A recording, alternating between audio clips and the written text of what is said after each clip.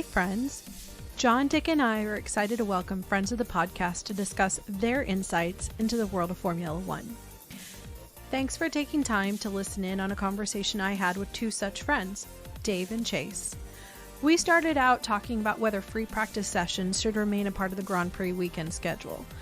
But of course, if Dave's going to join, be prepared to hear about Alpine, and for Chase to make it clear he's a Verstappen fan. Hope you enjoy our conversation.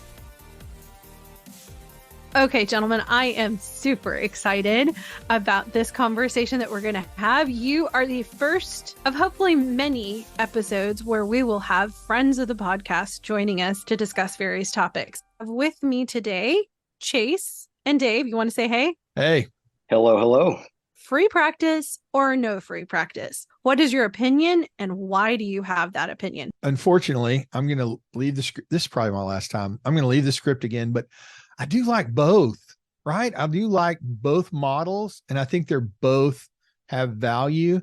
As far as the free practice goes, for me as a fan, I assume this is from my perspective as a fan and not a team owner, which y'all don't know, but I don't own a team currently. But I do like I get a lot of value as a fan. I learn a lot about strategy. I learn a lot about tires. I learn a lot about the teams. Sometimes you see tomorrow's drivers running around in free practice, which you won't see in the sprint.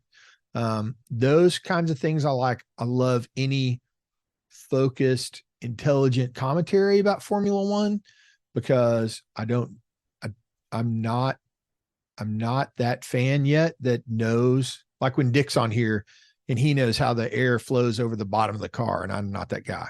So I do feel like I learned that kind of stuff. So what do you think, Chase? I agree. I'm with you. I mean, granted, I am new to the sport. Thanks to both of the Seilers, Mr. Seiler, Dick Seiler, and then Derek Seiler, his son.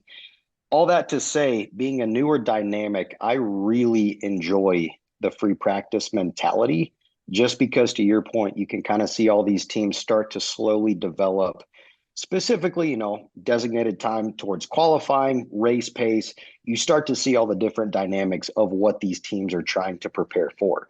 Each track is very unique and significant. So all that to say, it takes a lot of time to be able to really hone in on specific aspects of the race weekend. But at the same time, having 3 different practice sessions, I understand there could be maybe some repetitiveness to that dynamic. So all that to say, FP2, FP3 come around, you're starting to see more of like the actual qualifying and race dynamic to see what these teams are getting ready to do. So maybe, if there's a healthy balance potentially between dropping a free practice session and then upping a potential different event over the race weekend, I would be more open-minded to. But overall, in my own biased opinion, I'm a personal huge fan of just FP1, FP2, FP3, as much F1 as I could possibly get, even if it is practice. I absolutely love watching. And to your point as well, seeing all these new potential drivers, whether it's the reserve drivers coming into play, or even, who knows, Alex Palou, coming over from IndyCar. For McLaren, that whole dynamic, maybe seeing if he gets a potential chance to run a current year car, to maybe see if he stacks up to, maybe getting that shot for an F1 seat in the future. Yeah, I think it's very different for the teams also, right? Like the lower level teams, I think anytime they can get track time with low pressure, like low competitive pressure, I think that helps them, right? They're still trying to figure stuff out. Like Max doesn't need practice. We're talking about practice. He didn't need practice. To quote Allen Iverson. Yeah, he didn't need that. So, but like some of the lower level teams that have struggled, I think they get a lot out of the practice sessions. And there is some strategy there, but it's very subtle to the casual fan as far as tire usage and things like that. And they do keep changing the game, right? They do. It seems to me like there are different rules about tires and different things that they've tried to try to make that more exciting. But I think it's got to be very different depending on the team as to what they really want. Some of those mid-level teams probably want to sprint where they might be able to steal a point or two, because they're, competing so much with each other to try to get those constructors points. But, the top level teams, I mean, except for, Ferrari, which has trouble finding tires in their pits. But other than that, the top level teams probably don't get as much from it. Do you think? I don't know. I agree. I'm definitely with you. I mean, if there's obviously any team to bring up, it's Red Bull. I mean, they could honestly, in a very cliche way, probably show up to a race weekend literally on Sunday and do phenomenally well without having any practice session, without doing anything to remotely prepare, just because that car by Adrian Newey. I mean, just the whole team dynamic. They've got all that data. I mean, having arguably two of the top drivers on the grid right now, and Max Verstappen leading the championship, but then also Checo. I mean, Checo's had his qualifying issues, and practice issues in the past, at least for this season. But ultimately, you see the race pace of that Red Bull. I mean, it frankly, it almost doesn't matter in a sense of where they end up qualifying, especially with Checo, just because that Red Bull car, I mean, it's a dominant car. Checo qualifies P10, he can make 7 spots up, end up on the podium easily. Yeah. So all that to say, I'm in total agreement with you. Some of these more top teams don't necessarily need the amount of practice time compared to the other teams, which I think also, I mean, argues the whole dynamic that I think it brings on that much more excitement just to be able to see as the season goes on. I mean, now you're seeing McLaren ever since Silverstone, the package that they brought to that whole track and that race weekend, carrying them up until now. I mean, it's completely transformed that team. I mean, don't get me wrong, Lando Norris and Oscar Piastri, they're phenomenal drivers. But just the whole package that they brought to increase the speed of the car, the whole dynamic of the car. I mean, it's been incredible. But then as you kind of work your way down to the Mercedes, the Ferrari, the McLaren, Aston Martin as well, yes, they've had their issues. But all that to say, adding the whole practice session mentality brings in a whole interesting dynamic, just because, as they're introducing upgrades, it kind of, you play that mind game. It's like, okay, yes, we brought those upgrades to the race weekend, but, how much are we going to show for FP1? How much are we going to show for FP2? And then how much are we truly going to show for FP3? And then boom, qualifying comes, and then our true potential comes out. So I think it's an interesting dynamic. Again, in agreement to you, the whole midfield aspect, and those arguably competing for P2, P3 of the Constructors' Championship right now. I think there's definitely a lot of mind games that get played, but at the same time, it's fun to watch all these other teams kind of slowly start to come out and compete, just to kind of see what their car and their team is capable of. I just thought of this, but if you were to be asked to put the cars in order before qualifying, if you were like, all right, just fill it in, how are they going to finish in qualifying? Max first, right? Easy. Agreed. After that, I don't know. Who knows? Right? It's open game. Absolutely. So it's got real value, right? It's got real value in that respect. If it was the same every time or close to the same every time, then I get an argument against it.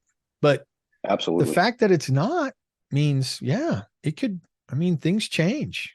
And you're 100% right with Red Bull. As long as they're on the track, they're competitive. They're going to be pushing to the front. Not a lot of those other cars are. They're not a lot of, Alonso is, but after that, you just don't know. And the Ferrari seem to get stuck behind whatever. The Mercedes seems to just not be able to overtake the faster cars all the time. And so all this matters to them a lot. So big time. Yeah, it's the same. It's exactly the same thing over and over again. It's Max and then everybody else. And then whoever else. Yep. Well, and that's that's going to be the interesting dynamic, in my opinion. Ever since summer break ended, we're starting to come back second half of the season. I know it's Checo P2, Alonso P3, but at the same time, it's going to be interesting. I think it's going to come down to the wire, especially with those McLaren upgrades. I mean, McLaren's kind of been my dark horse team for the whole season, even though they started off so poorly. I mean, again, Silverstone, they made a massive, massive mentality shift just with that entire team and what they've been able to achieve since then. But it's going to be real interesting, the whole P2, P3 fight. You know, yes, McLaren's been towards kind of the middle of the road / towards the back, but at the same time, if their car is performing as well as it has been, I'm going to be severely intrigued to see where they end up, come towards October / November when we're kind of coming down to the wire. So all that to say, the practice sessions are absolutely vital, especially when it comes to a potential tight dynamic when it comes to a constructor placement. Right. Yeah. I do like sprint weekend too. I like the sprint. I like the sprint because it does give people a chance to get some points without having to have the endurance level that you need to win a Formula One race. And, for Ferrari, you don't have to pull in the pits necessarily. And that's pretty advantageous. I just keep ragging on Ferrari and I got to stop, but rightfully so. But, every time they pass that pit entrance, it's a good thing for them lately. So, yeah, for sure. So I don't know. I like I said, and anytime I can get really good, and I think the coverage of Formula One is amazing. The people they have on there, I think, do a fantastic job. I think they balance the coverage from somebody that's really a novice fan completely to somebody that's been watching forever. I think they kind of cover everything. I really do. So any extra screen time I get with them, I think is an advantage to me as a fan for sure. Oh, for sure. Most definitely. And I mean, onto that note, I mean, I know it's a totally different instance, but I mean, even on Sunday's race, I love watching Martin Brundle's kind of track walk, just going up and down the grid as the cars get placed, all the pit crews are out, kind of making sure the cars are all in perfect condition for that, the warm-up lap and then the actual start. I mean, that's just a really cool aspect to see because it gives you a newfound appreciation of the whole dynamic. Yeah, the madness. The method to the madness that goes into maintaining these cars. I mean, from the CPU, the keeping the car cool, keeping the car warm in different aspects, because some parts have to be cool, some parts have to be warm. Literally, I mean, the best way Martin described it in recent race was just basically with this car being plugged into all these computers on the grid. It's literally living on life support. I mean, you just have to keep this car because it's so technologically advanced. You literally have to keep it on life support for the duration until, you park that thing, you raise it up on the dollies, it's basically being warm, being cooled. And then until you drop that car down, the drivers are in the driver's seat. And until those lights go off and you do the warm-up lap, I mean, that thing is so technologically advanced that, I mean, it's just wild to see all the dynamics that go into basically keeping the car alive, just to make sure it comes off at the start in the most prime possible way possible. It's absolutely astounding. Yeah, it's unlikely, and it works every time. That's amazing. Absolutely. 100%. Let me make sure I'm clear. Dave, you're saying you're kind of neutral. You can see the value both ways of removing it or adding it. Chase, you're saying is you like the practice sessions. Yes. For the most part, I agree. Yeah. Okay. Yeah. Like if it left, you wouldn't be angered, but you would be slightly disappointed. Correct. Unless they change the whole dynamic when it comes to a sprint weekend. I'm at work on a Friday. They hold qualifying on a Friday.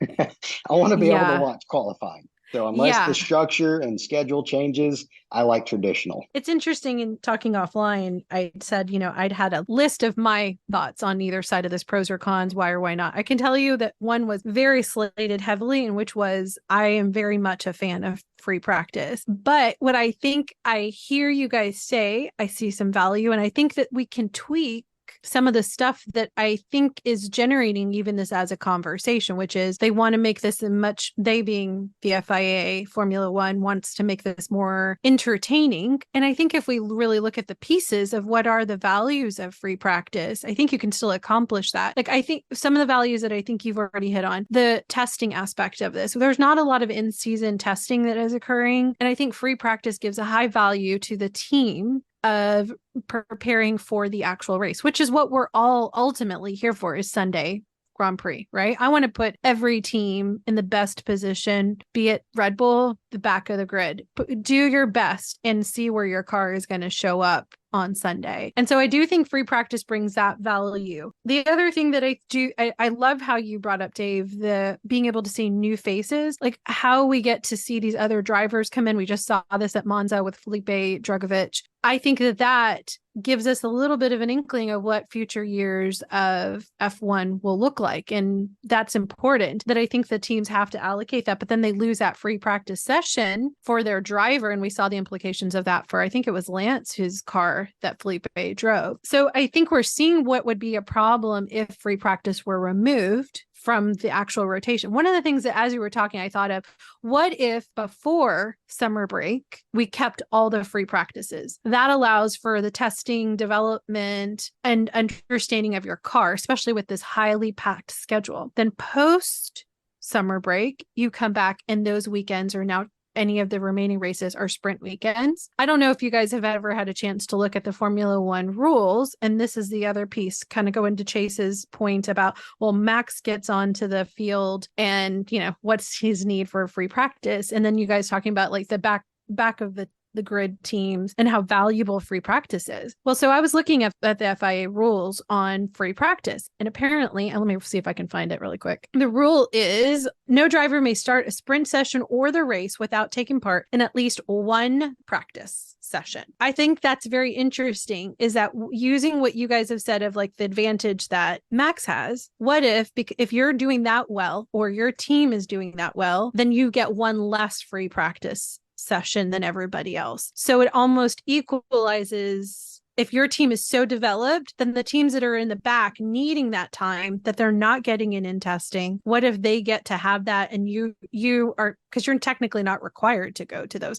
The teams do it because, of course, every team wants to have as much testing time. That's one of my thoughts as I was listening to you guys. The other is, we used to do free practice for 90 minutes. Now it's only 60 minutes a session. What if you're ahead in the standings, or maybe last year's, maybe you use last year's efforts as your marker of who gets, quote, penalized. Maybe if you're so good, then you get less time testing on these race weekends. I don't know. I'm just totally spitballing this, but I agree with you that commentary, I love good commentary. I have learned so much from literally just having the free practice sessions playing while I do the rest of my work, depending on the time of the day. Obviously, if it's 4 a.m, I'm like laying in bed listening to it and trying to half sleep, because that's how much I love free practice. I will get up at 3 a.m. for free practice when it's on the other side of the globe from us. So I do struggle with the idea of removing it, but I do think it has, I do understand the desire for an entertaining. And I just wonder if maybe we could move that in towards the second half of the season. Okay, so I dropped a whole lot back at you guys. What are your thoughts? I think I understand our attitude and everybody's attitude about Red Bull, just because there's probably a little bit of jealousy there, because whatever other team you follow is so far behind them at this point. But I think of the analogy of the duck. And I think that we see Red Bull just cruising around on the lake and we think they've got it all together and they don't need any practice and they're fine. And then under the water, they're just paddling like crazy. And I think that that's easy for us to do. But to that point, reducing the amount of time they practice might actually affect that in some way. I don't know. What's interesting to me, and Dick's not here, so he can't keep me in bounds. And y'all may know this, and I honestly do not, but I don't believe that they have a lot of track time. Like, they're allowed to have a lot of any track time outside of when it's specifically designated. Correct. Yeah. Like, that is the biggest change we have seen is in season testing. Like, you used to be able to just grab your cart and go to a circuit and just test your heart's content, right? Right. That's why I think free practice is value both, actually, I would argue, is valuable not just to the team for the data purposes, but even for the driver to become comfortable with the car. With this highly intense schedule of 23 races, when do they have time in winter break and even in between races to go and just get to know the car a little bit better? So that way, when these tweaks and setups are done, you can understand why that car is behaving that way. I think that it's a unintended consequence of a highly packed schedule. The car and the track in that combination also. Yes, exactly. Yeah. Without a doubt. But I agree with you that, I mean, as much as we know who I root for, I don't root against anybody. I'm not wanting to see Max fail. I want to, that's counter to who I am. So, but I don't want to truly penalize him. And I agree that with your response, that not giving them the time isn't necessarily the fairest way to do it. Well, you could almost treat it too in the aspect, if you win the Constructors' Championship from the year before and you work your way down from P1 to P10, those teams, as you chart lower down the track list, P2, P3, P4, P5, etc., for the consecutive year, for the development of your next year's car, you have less time in the wind tunnel, just to be able to test your aerodynamics, to see how the car functions, what the airflow is. So it's almost in that aspect that if, you wanted to kind of relay that further into free practice sessions for the consecutive year, just take the wind tunnel dynamic. For example, Red Bull won Constructors' Championship last year. They get less amount of time in that wind tunnel to be able to test their car and the aerodynamics and the drag of the car compared to, say, Haas. And you could almost work that dynamic into, various free practice sessions that once you start the year, as you go on throughout the year, you could create, okay, Haas gets a little bit more time in free practice than necessarily Red Bull. So, if you want to make it a little bit more competitive as it works throughout Mercedes, Ferrari, Aston Martin, McLaren, etc., Red Bull, just thinking off the whim, okay, Red Bull's leading the constructors. They were dominant, continue to be dominant. For this weekend, especially as the season goes on, they're only allowed to participate, say, in FP1 and then FP3, while they sit out for FP2 just to give other teams more of an opportunity and more of a testing mentality to be able to figure out the details of their car for that weekend. Yeah, I can see that. I can also say that, like, even though I'm the one that proposed this, right? Like, I also propose that on the fly, but like, as I sit and analyze it, I go, but this proposal doesn't take into account is weather, and how weather can totally jack up the session where you don't get as much time. Then the other aspect, and this is where I think those who are proponents for getting rid of free practice, is how long some of the teams wait to actually get out there. Even though they technically have 60 minutes, not everybody starts immediately when the clock is allowing them to. They wait for the track to get to that optimal before they run just a couple of laps, or not a couple, but you know what I mean. They don't do like lap after lap after lap. So I guess it just really becomes a question of why are we wanting the free practice sessions, and is there any other concerns that need to be done? I just don't know if it's about the entertainment. Personally, I don't necessarily know that I'm entertained, but I am educated. And I know that we've had a number of Americans all of a sudden become aware of F1, but I think that they have to be very careful to think that F1 is just about, or motor racing in general is just about entertainment. It's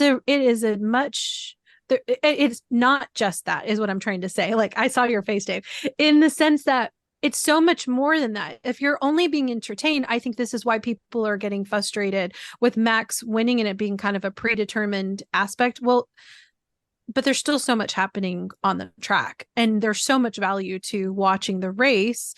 If you are willing to look at P2 and onwards, there's a lot of great battles happening. There's a lot of great innovation that's happening on the grid. So I would argue free practice may not be a dynamic moment for you, but it's a part of the history of Formula One. It's part of the education and being willing to go deeper into learning why Red Bull is so great, where they have developed. You learn those kinds of things as you are around the sport while you're in the fray, either watching or you're listening, or you're on site and experiencing that free practice session. Okay. I'll be Absolutely. quiet. No, and I agree with that. I mean, granted, yes, I am relatively newer to the sport, within the last 4 years or so, but I mean, there is something about seeing, for those that became fans of F1 via Drive to Survive, right? You kind of watch these guys on a TV show, on a Netflix special, documentary, and it's like, okay, that's pretty cool. And then you start to actually watch these race weekends live as they happen. And as you continue to do that, you just get pulled more and more and more into just the whole sport, and truly how much of a team aspect, Formula One is. But then, just at least from my own personal experience, going to Austin, going to Coda a few years ago to see these guys in person, I would watch free practice 4, 5, 6, 7, 8, 9, 10, just because it's such a surreal experience to see them on TV, from a Netflix show, to watching them on, practice sessions, qualifying, versus the race on TV, and then seeing these guys in person. It's almost like a legendary, like, holy smokes, they're real. And seeing that whole perspective in person, and just seeing the way that they're testing and literally nailing down the absolute specifications to make sure their car is functioning to the nth degree to which they need in order to perform and maximize the absolute potential out of that thing. I mean, it is an absolute experience. So all that to say, I mean, from my own perspective, going back to that dynamic again, I mean, FP1, 2, and 3, it's incredible to see these cars, even though they're not directly competing for points, they're not qualifying, they're not in a race. The practice sessions is truly, I mean, it's the groundwork and the foundation of which you get to literally watch live for them to lay down in order to perform to the best of their possible ability. So for me, I think seeing that in person, that was such an amazing experience to see, because these guys are pushing the cars to their limits in every single potential situation that they could think of for that race weekend, in order to prepare for the absolute unknown, but then prepare for the absolute known, because they've covered every aspect in those practice sessions. I agree. I think too, Sabrina, to your point, the more educated you are, the more entertaining it is. So you talk about it not being purely entertainment, but at the end of the day, it's the more you know about it, the more entertaining it is. Without Drive to Survive and without any prior knowledge, if you just sat down and watched a couple of races, it's not very compelling. One guy goes super fast, gets out ahead of everybody, and everybody else kind of chases him around. There's more overtaking this season than last season than there has been in the past, and that makes it way, way more fun, way better to watch. But the more you understand about the history of it, the teams, why this guy didn't like that guy, and all that stuff, that's what builds everything. And sports is about people. At the end of the day, sports is always, always about people. It's not about cars. It's about people. So the more you know about the people and how they interact, the more entertaining it is, I think. I think that's the way I look at it. And so you're right. And we get spoiled. It's just after summer break, right? We've seen a pretty good amount of racing. We've had a couple of races in a row. January, I'd watch 4 hours of free practice. No problem. It's just scratching that itch. And so I think as you get later in the season, it's easier to get kind of complacent with all that. But the reality of it is the more you get educated, the more entertaining it is, for sure. Yeah, I don't disagree with you. I definitely was the person who did not come through Drive to Survive, right? And it was just sitting and having the race in front of me and having a friend say, hey, watch this with me, like hearing about it. And then as I went down what I always call the rabbit hole of like all that it is, it has become, obviously I'm kind of passionate about it even right now, as you can hear. And I also think, based off of what you just said, all the more I would advocate that the sprint weekends need to happen post summer break if we're going to maintain such an intense schedule, because then when everyone's not really looking for the free practice kind of, what's the word, atmosphere, and not needing that testing, and the drivers hopefully have felt more comfortable and understand their car better, then the sprint would make even more sense to me, that's where they should be positioned versus earlier in the year. And you could also get your younger drivers in later in the year when your points are available. Go ahead. For me, the worst thing about the sprint is that I don't love math. And so all the sprint weekends do is they mess up the easy math of when's Max going to have this thing wrapped up, because you gotta recalculate all this stuff. It's Japan. And, you know what I mean? Is it Japan? I don't know. Yeah. But you throw a sprint in there, and then he gets another point for this, and he gets a couple of points for that. And then I don't know. And so that's the thing. If without that, I could be like, okay, we'll carry the 7. Yeah, he's not going to finish there. I got a pretty good shot. So anyway, that does frustrate me, because I would kind of like to know, when that part of it's going to be wrapped up, and just see it.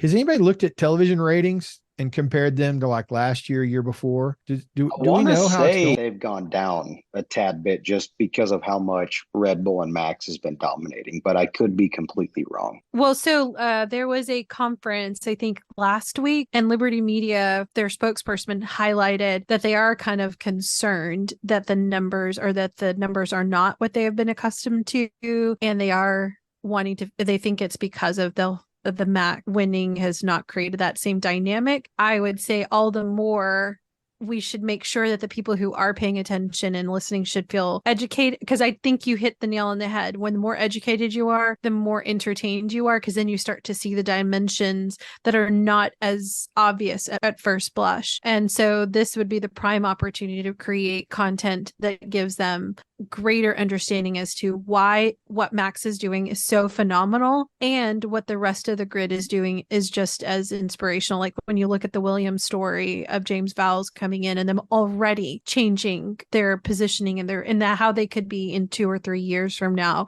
or McLaren and what they're doing, Aston Martin, like those should be the stories that should be championed right now. Oh, Dave's saying something, but I don't hear it. Really? You don't hear me saying Alpine? I'm just saying. Alpine. Oh, they're on a podium. Alpine was on the podium. We'll just have to wait and see. They weren't on a podium after that. Is it Alpine in general, or is it a Pierre Gasly, Esteban Ocon? What's the dynamic? The discussion was, I thought Alpine was a solid midfield team. My co-hosts disagreed with that. And my argument was that they were in 6th place and they had more points than all 4 teams behind them combined. And then after that, they backed me up and made a podium. I don't want to talk a lot about the details of how that happened. I'm not interested in that. I'm just saying, turned it on late. Oh boy was standing down there on number 3 and shooting champagne up somebody's nose and having a great time. So, and you know what? If it was going to be out of the 2 Alpine drivers, if there was going to be one to be on the podium, I'm definitely a Pierre fan and think he's a pretty amazing human being from what you see on the narrative that is being placed out there. And I really, especially with all that he had to go through with Red Bull, I definitely want to see that kid get into a really good position to win. I just want Alpine as a shop, like the entire team, to figure it out. They need some leadership. They need some clarity. And I think Pierre, if they can figure that out, he will be their rock star. Agreed. Absolutely. I mean, if you look at even just a couple of years ago, him at AlphaTauri, winning Monza, I mean, I think Pierre deserves to be on a team like that, to where he can really hone into being one of the top dogs, and deservingly, I agree with you, Dave. Alpine, I think Alpine is one of the most underrated teams out there. I truly do. I mean, they've got the capability, they've got the budget, they're a massive team. They've just got to figure out the puzzle pieces to be able to put it all together to make it happen. To go fast. Yeah, to that's go what they fast. need. To go They need to fast. figure out how to go fast consistently and not bump into stuff and bump into each other. They got a lot of issues. They're not They do. going to be top of the grid anytime. In fact, they'll probably slide because of all the internal chaos, but it's very entertaining to watch. And It is. every once It in a is. while they get up there and they make a little racket. It's super fun. So that's the only thing. And I don't have any Alpine gear. I don't have a hat or shirt or anything like that. But You got to buy some. It's also fun to get Sabrina riled up, and I am guilty of that to a large degree. But it's all in good fun. It's all in good fun. It totally is. I know it is. I love it. I was going to say, as a quick tangential question, what are your thoughts on Otmar Safnauer being let go? Ooh, Dave. Yeah. Was that a good move or was that not a good move? I think it was not a good move in the time that they did it. I don't really understand what their thought process was. So I really can't. I mean, he may have been horrible. I don't know. He's portrayed as just a super nice guy. You learn his history on Drive to Survive, and it's very interesting kind of how he came up through the ranks through General Motors, or was it Ford or General Motors he came through? I should know that. I don't remember that. Anyway, yeah. I think he raced Formula Ford. I think maybe he was a Ford guy. Yeah, anyway, that sounds right. But so I think making that kind of change mid-season is either you've got a problem that you've got to fix now, you don't have a choice, or it's a panic move. And if it's a panic move, it's a bad one. If it's a panic move, it's a bad one. If he was a horrible ogre that nobody could get along with and everybody's miserable and he's dragging the whole team down, then yeah, you got to make a change. You got to make it right now. So I don't know. I don't know. There's not a lot of data on that. There's not a lot of that I've seen. I haven't read any real articles about the why they did it. Mm-hmm. Yeah. It seems like he's okay because he's posting on his Instagram the road trip he's taking all around Europe right now. So clearly he's off the grid, other than letting everyone know where he is. He doesn't seem to be caring too much. But Chase, you were going to say something? I was going to say, I feel like Alpine, in my opinion, yes, I'm a Red Bull fan. I understand the whole, driver dynamic at that team, along with AlphaTauri, has been absolutely brutal and cutthroat over the last however many years. But I feel like Alpine took a page out of Red Bull's playbook, and they cut Otmar very, very early in a very preemptive strike just to, I don't know. Overall, I feel like it was a preemptive strike just to be able to change a dynamic that they were struggling with. And I think he was unfortunately the scapegoat. Yeah. I think Otmar would have been, he should have been there for the long haul because it was completely unfair because he was only there for maybe 2 seasons, season and a half, roughly. They promised him 100 races, I think, and he got like 40. I think that's right. Somewhere in there. That's right. Yeah, something like that. So they did him say, they did. I wholeheartly believe that, and I agree with that statement. I think they, again, took a page out of Red Bull's book, and they cut him way, way too early. So, I mean, look, you have, Esteban Ocon, who's been an established driver at Alpine for a couple years now. You brought Pierre in. It was his first season, and then the team principal gets cut halfway through the season. I don't quite understand what Alpine was trying to do with that move. No. And if you look at the numbers, they're better than they get credit for. I think it would have to be catastrophic. It would have to be something horrible going on for me to cut my principal in the middle of the season if I'm that team. But I agree. That may be why I don't own a team, that and the cash aspect of it. Maybe you should, because you'd bring Alpine towards the top. Yeah, that's what I need. Oh, I'll look into it. I don't know where Maybe you should check in with Ryan Reynolds. Sabrina, I bet that gets talked about. Not me owning a team, but expanding the grid. I bet that comes up sometime down the road, I would guess. Yeah. Agreed. Yeah.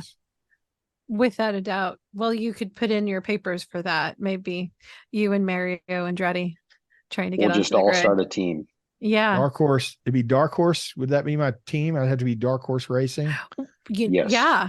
Or, know what we could do is maybe all of our listeners, we can all do a crowdfunding effort and we could be the team that puts in those two drivers, whoever it is that we decide, like almost like America's Got Talent or something, like some reality show where we allow two drivers to race for us. Yeah, Dick One of Seiler's which I'd put my bid in for Colton Herta. Yeah. From IndyCar. That would be so much fun, wouldn't it? Colton. Who else? I can't think of Dick anybody Seiler. else right now. Dick Seiler. There you go. Yeah. Yes. Dick. Yes. That Begin would be Again's great. own Dick Seiler. That's and right. Colton Herta in the room together. That's what right. A dynamic duo that would be. That would be so fun. Okay, so we actually have hit some of the topics that I want to do later in other conversations, but now that we've already touched on it, I know who we're going to call on deck to do. One would be sprint weekends. Yes or no? Do we like them? Sounds like you guys have some strong opinions on that. And also expanding the grid to more teams. We'll have to talk about that, especially as news is breaking of more efforts by the Andretti Global to try to get onto the grid. I think by the time we get around to having that conversation, we'll have some new content that'll be presented to us. So thanks, guys, for this conversation. I don't mind the rousing at all, Dave. That's I good. appreciate it. I have a friend who says rousing is a sign of appreciation and love. So I'm taking it that you like me. Otherwise, you wouldn't do it. I only tease people I like. Okay. Ask my kids. I never tease them. Oh, yeah. Chase. Oh, man. I hope this hasn't scared you off and that instead you'll join us for future conversations. Oh, 100%. I will be here. Awesome. Okay, gentlemen, to the next time. Okay, friends. The guys and I want to know what you thought of this conversation. Free practice. Keep it or lose it. And why do you feel that way? What did you think about Dave and Chase's comments? Agree with Dave about being educated, making the experience more entertaining? What did you think about Chase's comments about Max and Red Bull? What are your thoughts about Alpine? Agree with Chase about Pierre Gasly? Did you think the release of Otmar was a panic move like Dave suggested, or a significant problem that had to be addressed immediately? Do you think it was a good move in general? Drop me a line via email, Sabrina@2guysagirlandf1.com. Are you following us on social media? We're in all the usual places. Thanks to those of you who are sending messages and comments. Feedback from you, our listeners, our Two Guys, a Girl, and F1 community has been humbling and really encouraging to John, Dick, and me. We know that this is a crowded market, so your words have been and continue to help us build a community and content that we believe in. Thank you. Based on your feedback, we know that if someone hears us, they stick around. We need your help to get higher in the podcast rankings so more people can become aware of us. Please take a moment to rate and review us in your favorite podcast app. Continue sharing our show with your fellow F1 fans. It's listeners like you that are making this podcast a success. It's your endorsement that helps us build the Two Guys, a Girl, and F1 community. New to the podcast? If so, take time to catch our earlier episodes. We think if you're a new or casual fan of F1, then you'll benefit from our F1 101 episode, or even our most recent episodes about F1 lingo. If you want to learn a little bit more about John, Dick, and me, then you might enjoy our individual episodes where we discuss our F1 origin stories. And with that, let me say, that ends this conversation. But rest assured, we'll keep talking and you can keep listening in because we're just two guys, a girl, and F1. For John, Dick, and me, Sabrina, thanks for listening.